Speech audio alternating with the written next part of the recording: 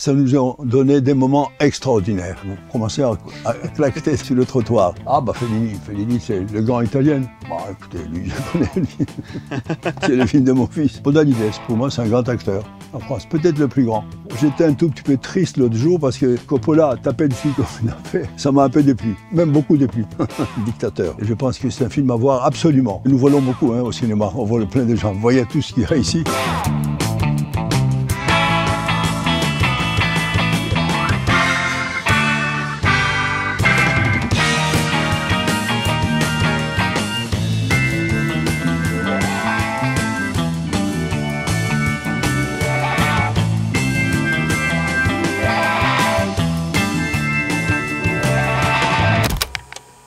Bienvenue, Costa, dans un des deux derniers vidéoclubs de Paris. Merci. Vous avez commencé votre carrière il y a maintenant quelques années. Bah, mais... Attendez, je ne fais pas de carrière. Carrière, c'est les militaires, c'est, je sais pas, les officiels, etc. J'ai une passion, c'est le cinéma. Alors j'ai fait des films. Très bien. Voilà. Et ben cette passion du cinéma, est-ce qu'elle a un lien quelque part aussi avec l'objet physique, le DVD Est-ce que c'est quelque chose qui est important pour vous? C'est devenu important. Moi, je pense qu'il faut voir surtout le film sur le grand écran. C'est ça. La règle d'or pour voir des films. Bon, évidemment, après, beaucoup de gens ne peuvent pas aller au cinéma, n'ont pas les moyens, ou ils n'ont pas le cinéma près d'eux. Alors le DVD, c'est essentiel, parce qu'il y a la qualité, meilleure que les autres procédés qu'il y avait avant, et aussi, on peut l'avoir facilement quand on veut. Vous êtes arrivé en France à 19 ans, si je ne me trompe pas. Quel était votre rapport, vous, justement, au cinéma, à la salle, avant d'arriver en France? Bah, la salle, il n'y avait que les salles, et puis les salles d'été.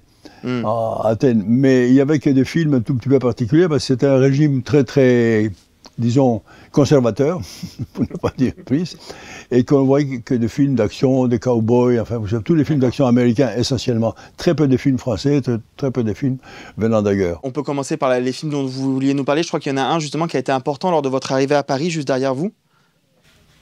Ah oui, en effet, oui. Les Rapaces.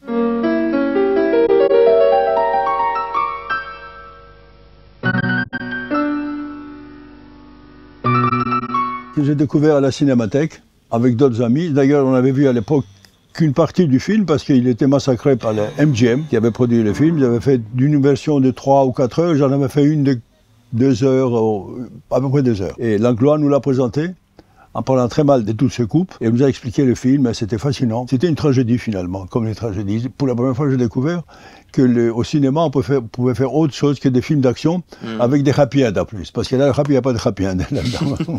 Il y avait une scène dans le désert absolument extraordinaire et en même temps effrayante. Oui. Des gens qui s'entretuent comme ça il y a une soif terrible dans le désert californien. Voilà. C'est un film qui m'a touché profondément, oui.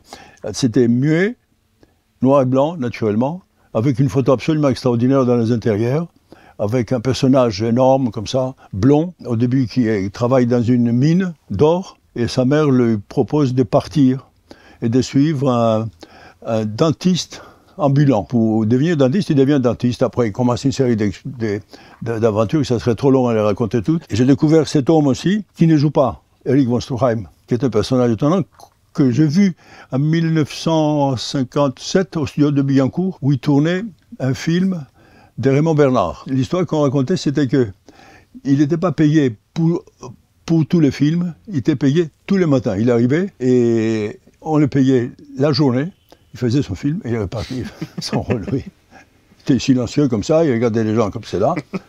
Et c'était assez impressionnant. Mais il avait trouvé une chose formidable, en arrivant à Hollywood assez jeune, de se raser la tête. Et il est devenu une star grâce à ça. Il a fait des dizaines et des dizaines de films, comme le grand chauve, quoi, c'est ça. Ah, bah Fellini c'est le grand italien. J'ai beaucoup aimé ce film.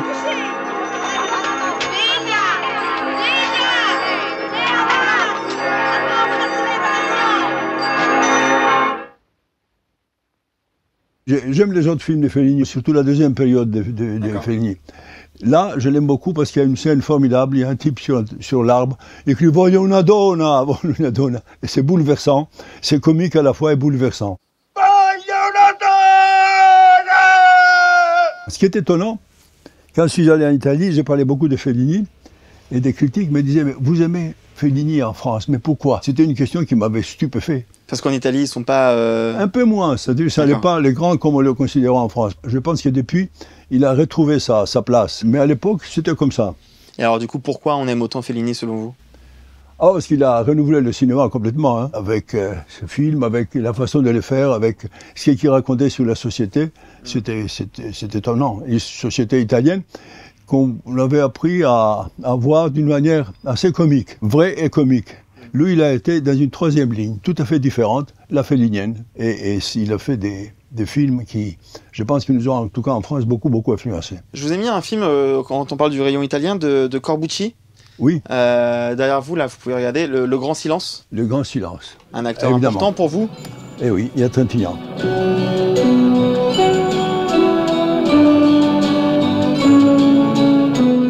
Trintignant avant que vous tourniez avec lui, par ailleurs. Oui, absolument. Mais il était connu en France. Il avait déjà fait des films, il était très connu. Et c'était un acteur assez étonnant. Et il fallait lui expliquer tout pour le personnage, et il proposait autre chose. Et il y avait cette relation assez étonnante, mais c'était bouleversant. Le film était un très beau film et très difficile. On en sortait épuisé complètement. Et il n'a pas été beaucoup vu, malheureusement. Mais c'était un beau film. Non, Trintignant, c'était un personnage silencieux et observateur. Et il disait des choses par moments énormes sur le cinéma, sur lui-même, sur la vie. Mais il était bouleversant dans la mesure où tout ça, c'était franc. Ouais. C'était pas une invention comme il y a parfois des personnes qui essayent d'être particuliers, de faire différemment que les autres. Non, il était comme ça, jusqu'au bout. Je travaillais une première fois dans mon comportement actuel, qu'il acceptait de faire un petit rôle, et après dans Z, naturellement, où il a explosé complètement, il a eu le prix à Cannes, il parlait que de lui ailleurs, en Amérique notamment, etc. Il y a des acteurs comme ceux-là, il y en a toujours. C'est vrai? Oui, des grands acteurs. Podalides, pour moi, c'est un grand acteur en France, peut-être le plus grand. C'est vrai? Ah oui, parce qu'il l'intériorise complètement. Ces sentiments ne sont pas au visage, ils sont à l'intérieur et on les aperçoit au visage d'une manière délicate, très personnelle. Et j'aime beaucoup ça. Stella.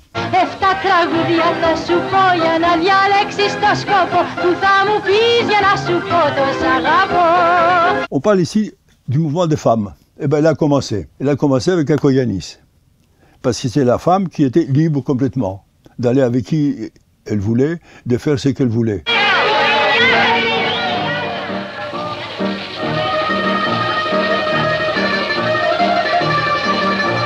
Et comme c'était un film d'un petit pays comme la Grèce, avec pas de grand cinéma, etc., évidemment, il a été à Cannes, mais il a passé presque inaperçu. Mais ça mérite d'être vu, parce qu'elle avait commencé avec MeToo. Et grande actrice. De manière générale, le cinéma grec, pour les gens qui ne connaissent pas, vers quoi il faut se diriger selon vous? Par quoi il faut commencer? Il y a une période myote qui est très intéressante. Comme ça, il y a 2 ou 3 films qui sont importants. Et après, on vient... Après, ça, pendant la libération, après l'occupation, il faut commencer par ça, par celui-là. Je vous propose qu'on aille du côté des classiques hollywoodiens. C'est sur votre gauche, là. C'est là. Exactement. Celui-là.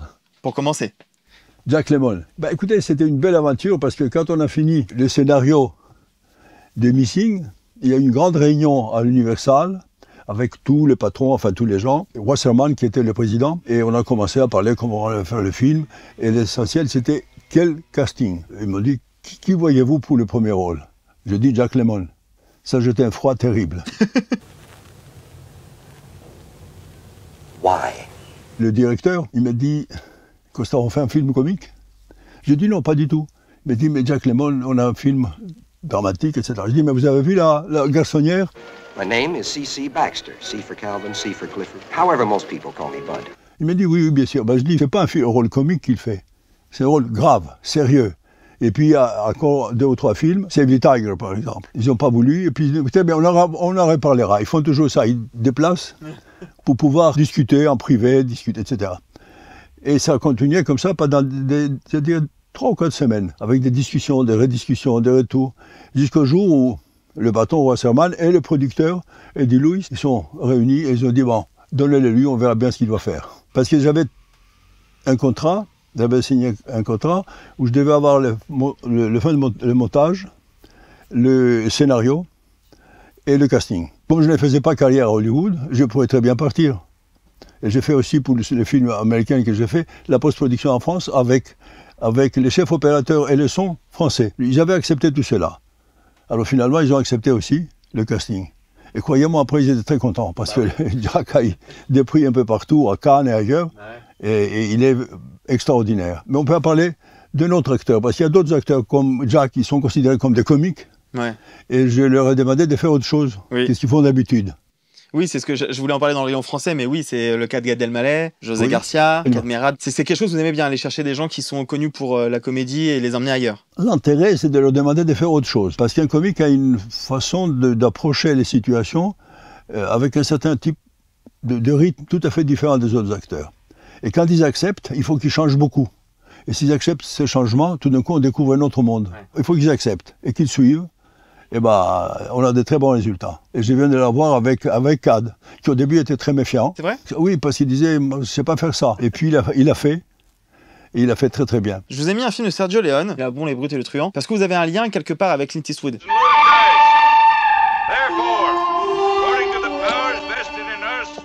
Clint Eastwood, écoutez, c'est le grand là.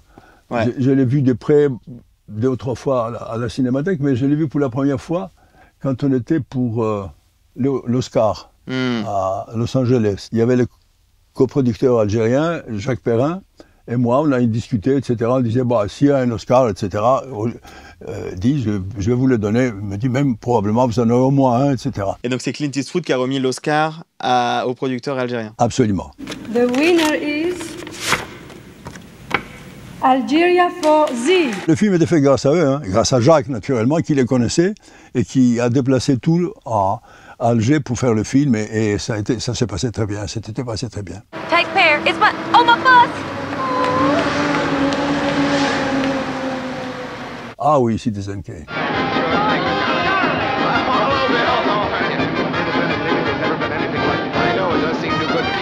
Ma génération d'étudiants de cinéma à l'IDEC, on a vu, revu et étudié ça quand même. D'abord pour la technique extraordinaire de Orson Welles, qui était 26 ans, 27 ans quand il a fait ce film. Il a fait le scénario et le film.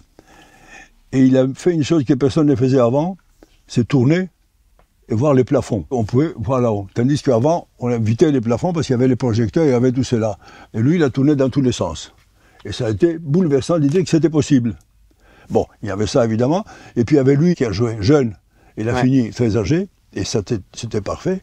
Et il y a aussi quand même ce qu'il racontait. L'inutilité de la richesse et de la célébrité et tout cela. Voilà. Qui s'est réduit à une toute petite chose à la fin, un tout petit désir qui vous tienne jusqu'à la fin. On finit avec ça. Et ça, c'était bouleversant. C'était fini avec des happy end. C'était la révolution. Une vraie révolution pour le cinéma hollywoodien, comme on l'appelait, américain, et qui faisait plus ou moins la même chose dans certains domaines, et touchait surtout pas à autre chose que des choses aussi importantes dans la vie, comme il a fait lui. Ceci dit, il n'a pas eu beaucoup de chance, parce que le film n'a pas marché très bien. Mais ça a été quand même le film qui a guidé des milliers et des milliers de cinéastes. Ouais. Mais c'est ça, parfois il faut avoir le courage de faire des choses que les autres ne veulent pas faire. Et heureusement, il y avait des producteurs qui ont accepté. C'était la qualité de Orson Welles, qui était un parleur formidable. Il vous a emporté complètement. J'ai eu la chance de le voir 2 fois quand il était en France, qui était vécu en France. Une fois on a déjeuné avec lui, avec Saint-Proul, Georges Saint-Prin, comme on dit en français, et Yves Montand. Et ça a été des moments formidables. Vous avez mis, alors le titre là est en anglais, mais juste à droite de Citizen Kane, il y a un autre DVD, je crois que le titre français c'est Le danseur du dessus, Top Hat. Ça nous a donné des moments extraordinaires.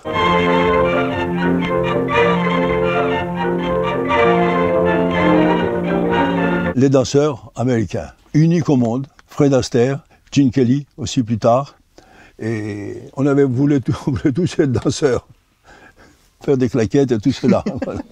Parce qu'on entrait dans le cinéma, peut-être un peu sombre, on en sortait heureux. Et on commençait à claqueter sur le trottoir. Et on n'oubliait pas tout de suite. Et d'ailleurs, je n'en ai jamais oublié puisque j'en parle toujours et j'ai envie de les voir toujours. Et chaque fois que l'occasion se présente, je vois les films. C'est vrai? Vous continuez à les aimer, ces films-là? Ah ouais, absolument. C'était la grandeur du cinéma américain. Parce que c'était beau, formidablement bien fait. Et aussi, ça vous donnait comme ça vous élevait complètement, oui. Ah bah sur le quai, parce que Kazan. Give it to me! Huh? Give me that! What makes you so special? Oh, things are looking up for a doc. Et il y a Kazan, qui était grec, lui aussi. Mais à part ça, c'était l'histoire elle-même et Brando. Brando qui était génial. Il ne faisait rien du tout, il sortait, il y avait des coups d'œil à gauche, à droite, puis la caméra. Et on se disait, voilà, des acteurs qu'il faut. Et c'est vrai, c'est un acteur extraordinaire jusqu'au bout. Et le film aussi, de ceux dont il parlait, c'était aussi assez bouleversant parce qu'il parlait d'un problème social profond et d'une manière très, très particulière parce qu'il y a Kazan qui, plus tard, a pris des positions sociales tout à fait différentes. On se demandait comment on a pu passer de ça à ce qu'il a fait. Enfin, ça, c'est la vie. Ça n'empêche qu'il était un grand metteur en scène quand même. Il y a un dernier film dans ce rayon-là dont vous vouliez parler qui était juste à côté de Sur le quai, justement. Le dictateur.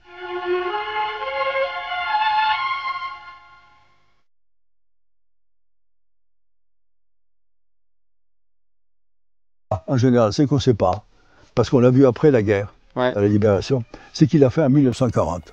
C'est-à-dire Hitler était là, il n'avait pas encore commencé avec ses foules crématoires, et lui, il avait senti déjà que c'était le danger absolu. Et il avait fait ce film que les Américains producteurs ne voulaient pas faire, et il a pu le faire parce qu'il avait une liberté économique énorme. Et il a fait, c'est un grand film qui reste toujours un très grand film, et c'est formidable. Il raconte ces deux grands dictateurs, ces monstres de dictature, Mussolini et Hitler, d'une manière parfaite, en nous faisant rire énormément, et en nous faisant serrer le cœur en même temps, parce que ces rires-là, à côté de ces rires-là, il y a des milliers et des millions de morts. Et ça, il a réussi d'une manière parfaite. Et je pense que c'est un film à voir absolument dans la vie. Moi, je l'ai vu au collège. Au collège, oui. Je l'ai vu à 13-14 ans en cours d'histoire. Non, c'est formidable. Formidable parce qu'il y a une extension extraordinaire. C'est pas juste le film, c'est pas les rires, c'est pas l'absurdité de ce personnage, c'est aussi l'histoire du monde, l'histoire de l'Europe. Then in the name of democracy, let us use that power. Let us all unite. Let us fight for a new world, a decent world. Je vous propose qu'on avance du côté rayon français, juste à côté. Oui, allons-y. Par quoi vous voulez commencer? commencer? C'est le pianiste. Formidable film. Tu devrais être devant un piano de concert, devant une salle bourrée à bloc, avec des spectateurs à genoux. Alors moi je te demande qu'est-ce que tu fous ici? Je peux pas être à deux endroits à la fois. Ah, laisse-moi rigoler. Fait avec Aznavour, qui commençait, je crois que c'est son premier film même. Tout d'un coup, on a découvert un personnage absolument étonnant. Et naturellement, Truffaut aussi, qui a fait ce film avec une technique très très simple, comme il a fait souvent d'ailleurs par la suite. Et on était pris immédiatement. Et vous voyez ce film avec un plaisir immense. Je pense que c'était Truffaut et quelques autres ont initié un nouveau type de cinéma français, sans les grands luxes américains, sans les grandes stars, sans les grands, comment dirais-je, moyens aussi. Et curieusement, les gens ont été les voir. Et ça, c'était la surprise. Et ça crée toute une génération, et je crois que cet esprit-là nous poursuit toujours en France. Les changements qu'on a jusqu'aujourd'hui, les changements en général, notamment un changement auquel on ne pense pas beaucoup, le nombre de femmes qui font des films en France. Seul pays au monde où il y a autant de metteurs en scène femmes. C'est vrai. Voilà. Et ça change beaucoup de choses. Ça change la sensibilité, etc., etc. Mais ce qui est intéressant, c'est que quand il commence Truffaut, c'est à peu près en même temps que vous, mais vous prenez pas le même chemin que justement la Nouvelle Vague et tous ces cinéastes français-là. Vous allez vers autre chose, vous? Oui, parce qu'eux, ils ont fait des films qui les concernaient directement, de leur vie propre. Moi, je suis arrivé avec une autre culture, il fallait que je m'adapte. Je ne pouvais pas faire des films comme la Nouvelle Vague, c'était impossible. C'était impossible dans la mesure où ça aurait été une imitation. J'ai voulu faire des films comme je le ressentais. Peut-être pas le premier film, Compartiment tueur, qui était presque un accident comme film. Mais je l'ai regardé et j'étais très admiratif. Et sans doute, beaucoup de choses dans mes films sont liées, sont imaginées, sont prises, sont volées. Parce que nous volons beaucoup au cinéma. On vole plein de gens. Vous voyez tout ce qu'il y a ici. Quand il y a une bonne chose, on la prend. Et la Nouvelle Vague a secoué aussi le cinéma mondial, partout. Les choses ont changé, beaucoup de metteurs en scène. Il y a eu des imitateurs de Godard, alors c'était la catastrophe, évidemment. C'était une grande période. Ça s'est poursuivi un peu, pas de la même manière, mais c'est dans les traces du cinéma, il y est toujours. De cette époque-là, justement, j'ai mis un autre film un peu sur votre droite, de Jean Eustache. Déjà parce que c'est un grand film, mais parce qu'il y a une actrice aussi qui... Françoise Lebrun. Quel plus grand hommage peut-on rendre à un homme qu'on admire que de lui prendre sa femme? Je l'ai dans mon dernier film. Elle est absolument extraordinaire. Elle est étonnante. Et d'une simplicité. Elle a hésité un tout petit peu. Au début, vu le titre du film, Le Dernier Souffle, elle me dit, mais je ne vais pas être dans... je ne vais pas avoir le dernier souffle. Mais elle a accepté finalement. Elle est vraiment étonnante. Et rendre l'âme, je veux bien, hein. Mais Dites-moi à qui? Pourquoi voulez-vous rendre quelque chose qui est à vous à quelqu'un que vous ne connaissez pas? Bon, écoutez, lui, je connais, lui. C'est le film de mon fils. Petit blanc, là, sale bourge. Tu ferais mieux de sortir directement avec ton chien, mais regarde-moi la tête de cette fille. Sac à merde, va. Je me surprends à chaque fois avec ce qu'il fait.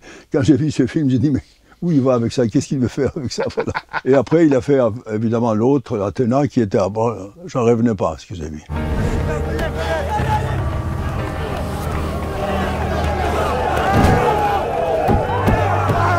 Des choses que j'aurais pas pu faire. Je ne saurais pas faire. Voilà. Est-ce que vous l'emmeniez sur vos tournages, petit? Est-ce qu'il a baigné un peu dans Il venait cette au tournage, c'est ça. Il venait ouais. au tournage de temps en temps, quand il était libre, il venait au tournage, oui. Oui. Mais je l'ai poussé à faire des études. Parce que metteur en scène, c'est pas un métier. Il fallait un métier. Et pour un immigré, il faut que les enfants aient des vrais métiers. Et ben, il a commencé les études, et puis un jour, il a abandonné. Il n'a pas dit à moi, il a dit à sa mère, parce que sinon je l'aurais poussé à continuer. Il s'est engagé pendant plusieurs mois à livrer de la pizza. Je lui ai dit, mais pourquoi tu fais ça? Il m'a dit, bah, comme ça, je vais pouvoir m'acheter les appareils pour faire du cinéma. Il dit, mais on peut s'arranger pour tuer les appareils. Non, il dit, je vais les acheter moi-même. Okay. Voilà. Mais il a fait, je pense que c'était une très bonne expérience d'ailleurs, de livrer des pizzas tous les soirs pendant plusieurs semaines, plusieurs mois même. Et c'est un bon fils. Il est très bien. C'est important. Mais là, vous avez des trésors formidables. Hein. Je vous ai mis un film de Jacques Audiard parce qu'il y a un acteur qui, pareil, est important dans votre filmographie. Vous étiez à Londres pendant la guerre? Bah, apparemment. C'est formidable. Mathieu. Comment vous êtes venu à aller chercher Mathieu pour Amen? Comment ça s'est passé votre rencontre avec lui? Ah bah, ils habitaient dans le 13e avec mon fils Alexandre. Je connaissais son père un peu. Et je le voyais faire des choses et ça m'intéressait beaucoup. Voilà. Et le plus drôle, c'est quand je l'ai proposé à Claude Berry pour faire un prêtre au Vatican. Mais il m'a dit, Claude me dit, mais il est juif.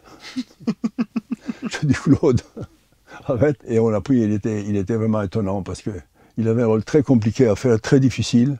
Et il a joué vraiment avec une justesse formidable jusqu'à la fin. No, they are being taken away to be murdered. It is our Christian duty, the duty of the Holy See, to save these 1,000 people. Je crois que vous vouliez nous parler d'un film de René Clément. Non, René Clément. J'étais un tout petit peu triste l'autre jour parce que j'ai vu l'émission avec Coppola. This was a movie that, of course, I don't think is very good. Oh yeah? As far as Burning, it's been made by René Clément. Il n'a pas parlé gentiment. Non, pas trop. Pas du tout, pas du tout. René Clément is a wonderful director, but this was produced by a German named Paul Gratz. And Paul Gratz was very domineering. And he hired René Clément with the provision that René Clément could not work on the script. Pourtant, Clément, c'est vrai, c'était pas un grand scénariste. Il aimait qu'on fasse le scénario. Évidemment, il a essayé d'avoir Coppola à un moment donné parce qu'il avait une réputation de scénariste américain. Bah, ça s'est pas arrangé. Je pense qu'il lui a proposé des choses pour lesquelles il n'était pas du tout d'accord. C'est ça. Alors Coppola, il lui tire dessus vraiment à coup de mitraillette. Hein. Gratz said to me, "You have ruined my script." How do you say that? He says, "Well, I see what you're writing here and it's ruining the script." I said, "I'm doing what your director wants." And he looks at the director and says to René Clément, "Is this true?" And René Clément said, "Absolument pas." But that was the story of René Clément. I saw the movie, I didn't like it at all, and I was embarrassed because it had my name. C'est un grand metteur en scène français, il a fait des films magnifiques. Moi, j'étais assistant 2 fois avec lui, ouais. Le jour et l'heure, avec Simone Signoret, et Stuart Whitman, un acteur qui devrait être une grande star, et finalement, je crois que la bouse, comme on dit en Amérique, tout ça l'a un peu marginalisé. Et puis un autre film, qui s'appelait Le Félin, avec Delon et Jane Fonda. Et on a passé des moments formidables avec Delon. On est resté d'ailleurs proches depuis jusqu'à très tard. Et Clément a fait un très beau polar. Et il a fait aussi d'autres films qui étaient très beaux. Donc, le traiter comme Francis l'a traité, c'était pas bien. Mais en parlant de René Clément, vous vouliez parler d'un film précisément, c'était Plein Soleil, c'est ça? Allez, allez, on se va. Au revoir, Tom. Au revoir, Ingrid, à bientôt. J'ai fait juste 2 jours au Plein Soleil. D'accord. Et c'est comme ça que je l'ai connu. Après, il m'a pris pour ses autres films. C'était un homme secret. Il n'était pas très très aimé, disons, par la nouvelle vague et la nouvelle vague de l'époque, parce qu'il était tout à fait différent. Ouais. Il venait d'une autre époque, il faisait un autre type de cinéma, et on le considérait un peu comme ça. Alors, entendre Coppola taper dessus comme il a fait, ça m'a un peu déplu, même beaucoup déplu. Vous disiez que vous avez commencé votre carrière en tant qu'assistant réalisateur, mais vous n'avez pas travaillé qu'avec René Clément, mais il me semble que vous avez travaillé aussi avec Jacques Demy. Jacques Demy, avec René Clair, je travaillais avec Verneuil. Romer. Oui, c'est ça. Becker aussi, Jean Becker. C'est dingue quand même. Ah oui, j'ai eu beaucoup de chance, je travaillais beaucoup comme assistant, oui. Ça vous a aidé, vous, avec Ophuls, Marcel, oui. Ça vous a aidé, vous, quand vous avez décidé de passer le pas et devenir réalisateur, toute cette expérience-là? Forcément, parce que j'avais vu travailler des géants du cinéma français. Et donc, j'avais quand même des éléments techniques qui m'ont aidé sûrement à faire, en tout cas, mon premier film. Mais finalement, on s'aperçoit très vite, à la technique, c'est quand on écrit une lettre ou un livre. Bah, il faut mettre ses mots. Et il faut mettre ses fautes d'orthographe aussi. Voilà. Et tout ça, et la syntaxe, donc c'est tout à fait autre, ça devient autre chose. Automatiquement, sans le vouloir même. Parce qu'on revient en soi complètement, ça n'est pas l'imitation. Ah ben voilà. Oui, ben voilà, ça c'est la version de Kevin Brownlow, qui est la meilleure version. Il y a eu autour de 20 adaptations de Abel Gans, courtes. Parce que lui, il avait fait un film de 7 heures. Il a envoyé les 7 heures à MGM en Amérique. Les Américains l'ont pris, ils ont dit 7 heures, plus 3 écrans à la fin, c'est impossible. On le coupe, il aura amené à 1h40. 1h40, 1h30, 2h10 pour les Allemands, etc. En morceaux, dans tous les sens. Et puis, des années, Langlois, dès qu'il a commencé à 36 avec la Cinémathèque, il a commencé à réunir du matériel. Et c'est là où j'ai vu pour la première fois, à la Cinémathèque française, les premiers films de Gans. Et c'était fascinant. Et le plus grand que j'ai vu, c'était ça. C'est Brownlow, écrivain et en même temps cinéaste. Avec la musique de Carl Davis. Et la deuxième fois qu'on m'a appelé à la Cinémathèque, dès le début, j'ai dit voilà, il faut restaurer Napoléon. Parce qu'il a été pris, même, on va parler encore de Coppola.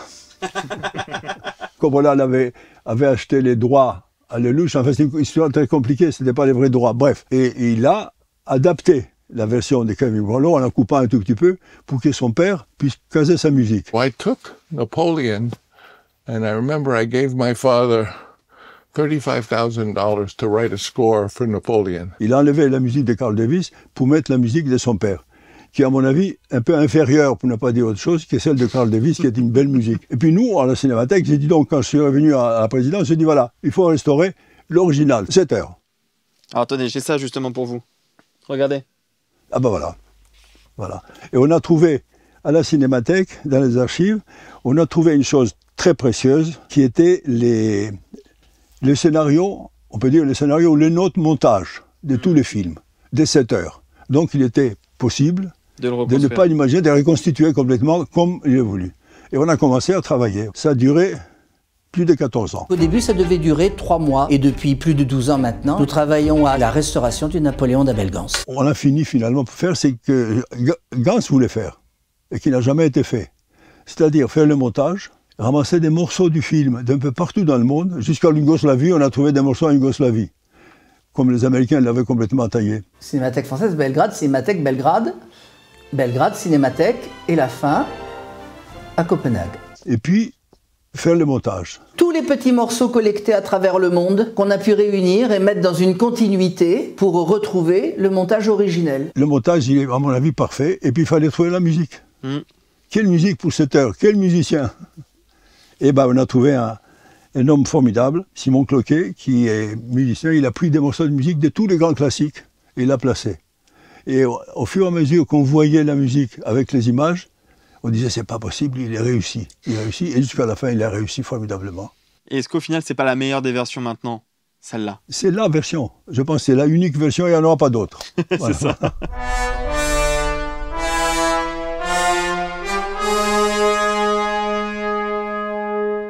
J'aimerais qu'on parle d'une comédie dont vous avez voulu nous parler, vous, avec Louis de Funès. Ah, Rédi Jacob.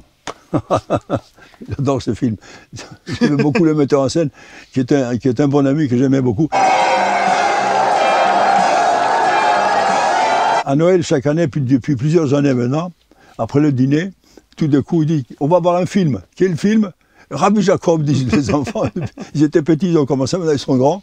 C'est toujours Rabbi Jacob. C'est vrai qu'on rit beaucoup. Il y a cette scène extraordinaire, quand il regarde son chauffeur, elle lui dit, mais tu es juif? Vous êtes juif? Comment Salomon, vous êtes juif? Salomon est juif. Oh! Et mon oncle Jacob, qui arrive de New York, il est rabbin? Et tout d'un coup, on découvre le sens du racisme qu'on peut avoir dans la société. Raciste? Moi, raciste? L'énorme racisme et l'incompréhension totale des racistes par rapport à un homme qui soit juif, qui soit noir, qui soit arabe. D'ailleurs, à Cinémathèque, j'ai beaucoup insisté, et c'est vrai que Bono aussi, pour qu'on passe tous les œuvres de Funès, tous les films, et faire une exposition qui est un succès énorme, il faut dire aussi. Oui. C'est vrai, c'est vrai. Donc on s'est fait beaucoup engueuler par certains. Pourquoi? Parce que de Funès à la Cinémathèque, vous voyez, l'esprit qu'on peut avoir parfois. Alors que c'est du patrimoine. Exactement, oui. Vive Rabbi Jacob! Et puis il y a des belles choses, il dit des choses très souvent très intéressantes sur la société, sur le monde, oui. Et il montre des choses à sa façon, bien sûr. Mais parfois, c'est vraiment très percutant et c'est très important. Comme cette scène-là. Il y aura un dernier film dont je voulais qu'on parle, parce qu'on vous connaît en tant que réalisateur, on vous connaît moins en tant que scénariste pour les autres. Moi, je comprends pas comment toi qui es si méfiant, tu as tout à coup une confiance illimitée dans la poste, les chemins de fer, la bureaucratie, puis surtout la police. Parce que je suis un bon Français et je crois dans les institutions. J'ai coécrit le scénario avec Franco Solinas, l'Italien, parce que je voulais faire le film. Et puis quand on est arrivé au moment de faire le film, les deux jeunes producteurs qui étaient autour de cette histoire-là, on devait le faire avec Belmondo, pour tout vous dire. D'accord. Okay. J'avais contacté Belmondo, qui était ravi de le faire, etc. Et ils avaient des exigences extraordinaires sur tous les plans. Ils se faisaient des producteurs américains, vous savez, comme dans les années 30. Et Belmondo me dit un jour, il me demande tellement des choses à mon agent, moi je ne vais pas accepter tout cela, donc je ne ferai pas le film. Fais-le avec quelqu'un d'autre. Je dis non, si tu ne le fais pas, je ne le fais pas non plus. Parce que voilà, c'est comme ça que c'est passé. Et des longs plus tard, il est venu vers moi, il m'a dit, écoute, j'ai su que tu étais sur le coup, etc. Est-ce que je le fais, si tu veux? Je dis, écoute, on a refusé tous les deux avec Belmondo, je ne vais pas le faire avec toi, ça ne serait pas gentil, voilà, c'est comme ça. Mais il a fait un très beau film. C'est ce que j'allais dire, vous l'avez vu fait un beau film. Il a changé surtout, c'est une scène que j'aimais beaucoup, moi, qu'il a déplacée. Il y avait un spécialiste suisse, qui s'appelait De Menton, qui donnait des certificats de non-juivité ou de demi-juivité, qui étaient officiels par le gouvernement de l'époque. Donc, si quelqu'un avait le certificat de non-juivité, eh ben, il n'avait pas de problème. Voilà. Et c'était ça qui était très intéressant, là, qui est toujours très intéressant dans le livre, dans le film, pardon. Je vous propose qu'on aille du côté américain. Ça reste un grand film. Hein. Ah bah oui, voilà. Non, ceux qui ne savaient pas ce qui s'est passé au Vietnam et comment ça s'est passé, parce qu'on nous manipulait complètement à l'époque. Bah oui. On allait sauver le monde du communisme. Oui. Et ben il a fait ces films. Don't look at the camera, just go by like you're fighting. Like you're fighting, don't look at the camera. It's for television, just go through. Et on a compris plein de choses. Voilà, comme il a fait avec la bêtise des militaires, avec la stupidité des chefs, très haut jusqu'à la Maison Blanche, qui ont dépensé des fortunes colossales pour rien finalement, pour finir dans l'humiliation totale, parce que l'armée américaine n'a jamais été aussi humiliée qu'au Vietnam. C'est incroyable comme histoire, et il l'a montré formidablement bien.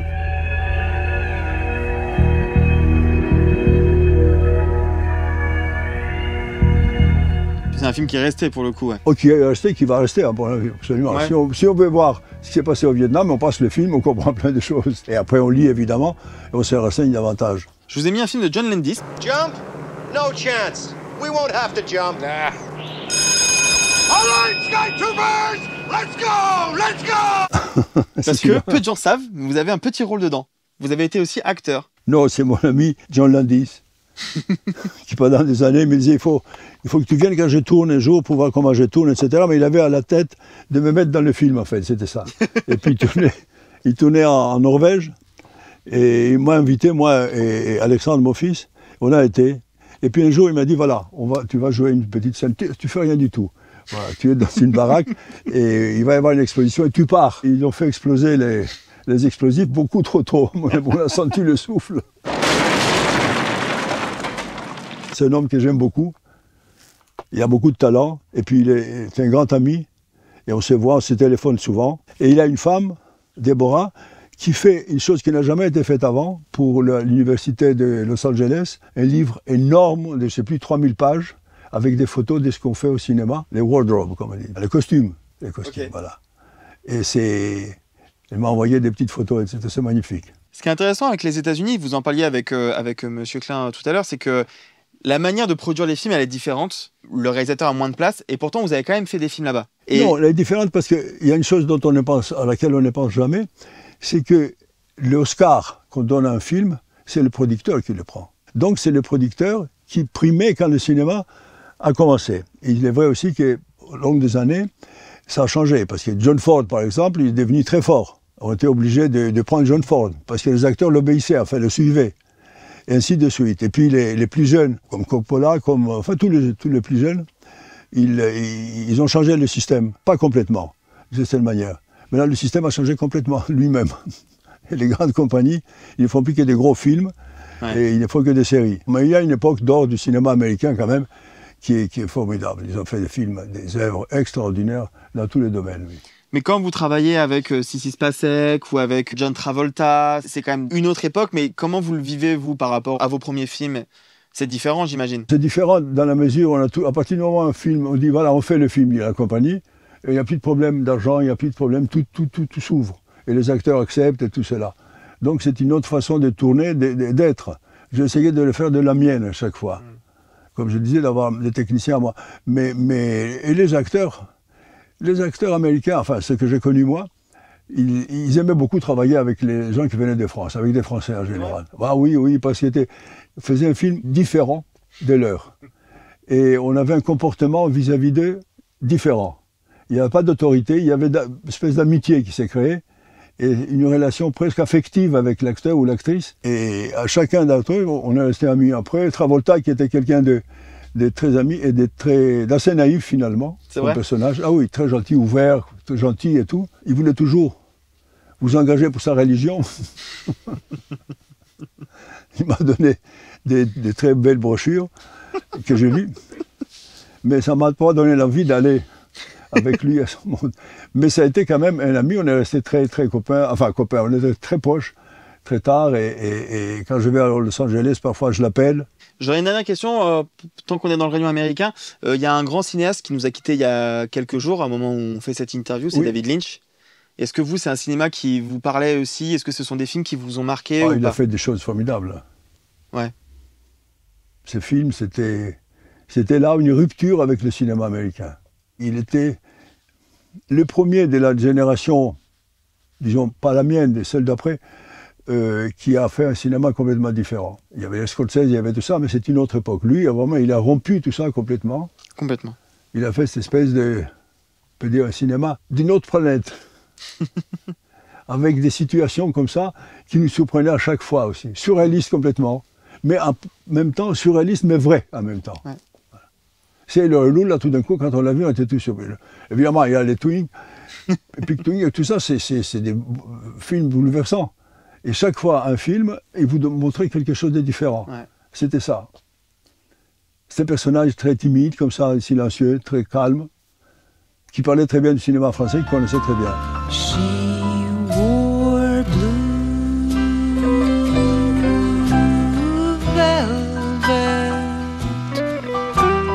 bluer than velvet were her eyes, shadows for so blue. As lonely as a blue star.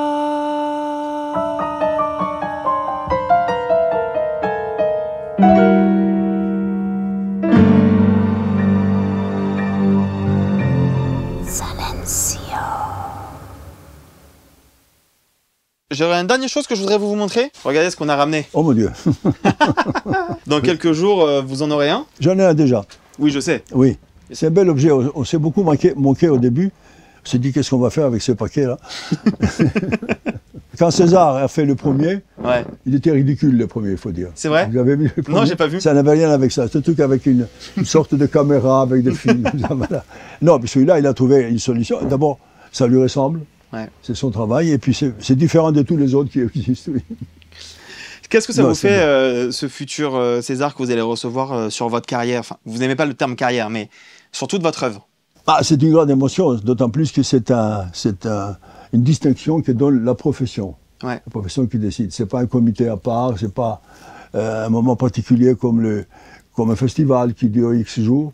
C'est la profession. Et il pense pas dans plusieurs mois. Il dit, à qui on va le donner? Je n'ai pas de réponse à ces questions, mais je pense qu'il les pose sûrement tous, et il décide. Et c'est ça les grands honneurs. Bon, on a hâte de vous voir avec votre suivant. Voilà. Merci beaucoup. Merci à vous.